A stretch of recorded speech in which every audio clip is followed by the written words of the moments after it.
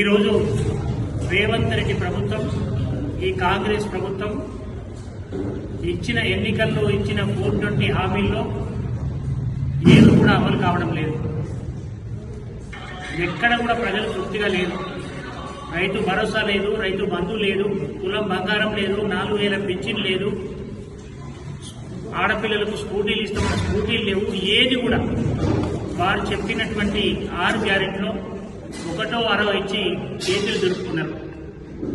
ఇలా రైతుల రుణమాఫీ ఆ రోజు మరి ముఖ్యమంత్రి గారు పిసిసి అధ్యక్షుడిగా ఏం చెప్పారో మనం చూసినాం.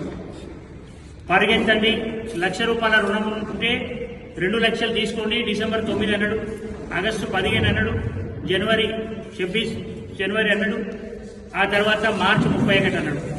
ఇప్పటి వరకు కూడా సగం మందికి రుణమాఫీ కాల.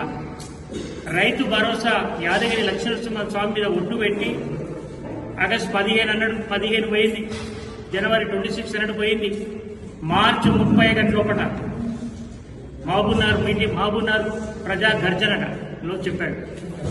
ఇంతవరకు 4 ఎకరాల లోపల ఉన్న వాళ్ళకే పడలేదు. అందరికీ అన్ని జూటా మాటలు, ఈ ముఖ్యమంత్రి యొక్క మాటలు జూటా మాటలు, అబద్ధ మాటలు. ఎక్కడ పోయిందని అడుగుతున్నారు ప్రజలు. తులం బంగారం మహిళలు అడుగుతున్నారు, 2500 నెలకి ఇస్తున్నావు కదా, ఎక్కడ పోయిందని అడుగుతున్నారు. ఇట్లా చెప్పుకుంటూ పోతే ఈరోజు ఈ కాంగ్రెస్ ప్రభుత్వాన్ని ప్రజలలో వ్యతిరేకత వచ్చింది. ఇక 20 ఏళ్ళైనా చెంపలేసుకుంటున్నారు.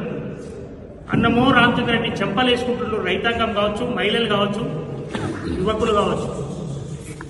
20 ఏళ్ళైనా ఇక కాంగ్రెస్ రాదు అనే మాట ఎక్కడ చూడు అదే గ్రామాలలో వస్తుంది. ఇక ఇవన్నీ చేతకాక ఈ చేతకాని ప్రభుత్వం రేవంత్ రెడ్డి ప్రభుత్వం